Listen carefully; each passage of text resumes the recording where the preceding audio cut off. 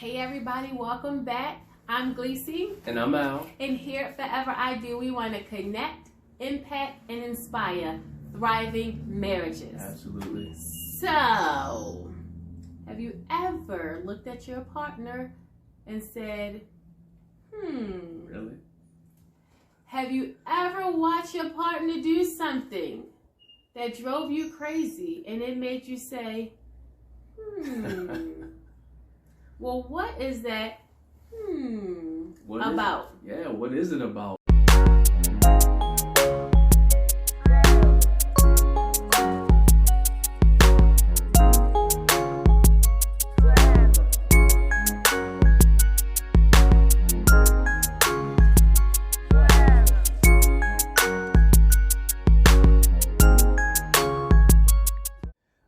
Again, whether you've been married for 5 minutes or maybe even 15 years, 20 years, you probably asked yourself this question. You probably had one of those moments.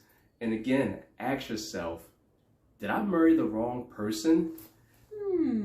Yeah. And don't think you're crazy. Don't think that nobody else probably has experienced this before.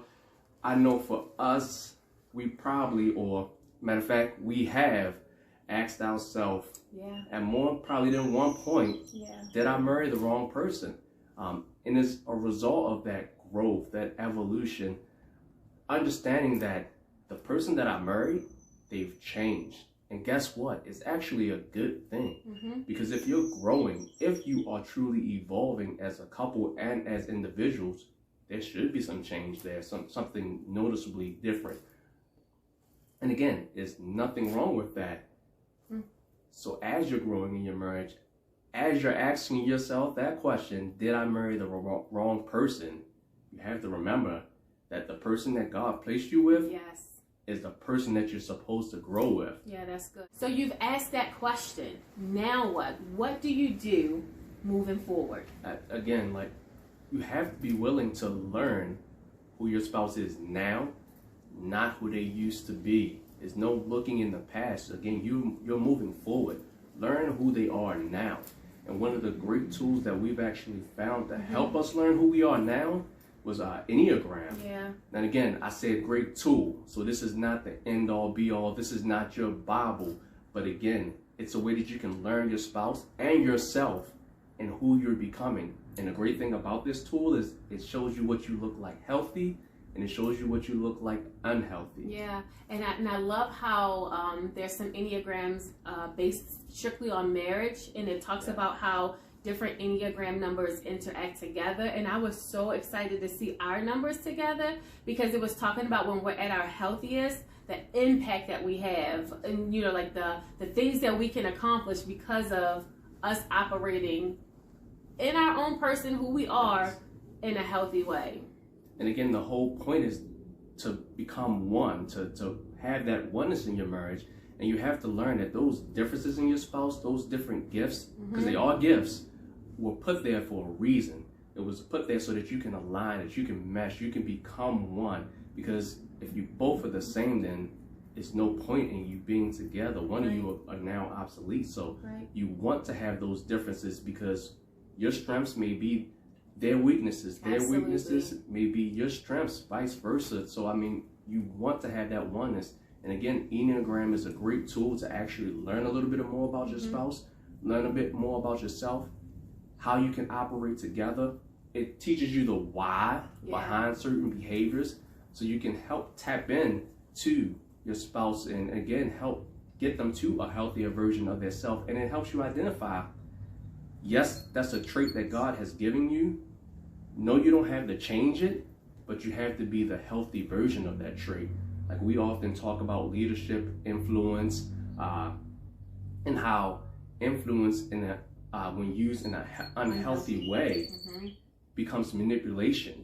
Now you're trying to align somebody for your purpose, for your good, and you're not actually trying to align them for your together purpose or pull out of them what they need to pursue their purpose. So again, like, it could be the same quality, the same trait, but if it's used in the wrong way, then again, it's unhealthy.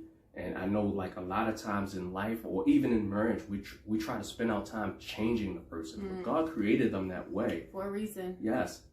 Your job and their job is to work together to be the healthiest version of yourself possible. So you have to learn who you are and who they are for the now, not for the past. Okay, so after we learn them, then what do we do? Gotta love them. And how do we learn to love our spouse? You have to love them in the way that, again, they were created to receive love. I know we struggled in that area because Gleacy is a person that likes affirmation. That's her love language. I'm a person that does not need affirmation. You don't have to tell me, great job, or when you did such and such, I really appreciated that. I'm like a show me the money kind of person, like, and not physical money, but if you appreciate something I've done, then show me by your action. And so that's how I was trying to give love. I was trying to show it in my action. Meanwhile, I'm missing the mark, constantly missing the mark, because she's saying, you don't say this to me, or you don't tell me this. And I'm like, well, why do you need to hear that? Like, didn't I show you? But again, I was missing the mark because I wasn't loving her through her filter. I was loving her through my filter. So yeah, that's definitely something that you want to, if you haven't done it, there's a test. It's called the 5 love languages. And you can kind of tap into what your spouse does to receive love, or how your spouse receives love. And then make sure that you research and do things in that love language and how they receive it, to make sure that you're expressing your love the way your spouse can receive it. Because you can be doing a whole bunch of stuff and your spouse is just like, that is not doing anything for me. Because that was something that I had to learn. I'd be like, babe, you look so good today. He was like, thank you. You know, so you just want to make sure that you're giving the love. Like if I go and I fold the laundry, or I put a load of clothes in the wash, like, that's like how he receives love, because I'm taking the task off of him so that it frees him up to do something else.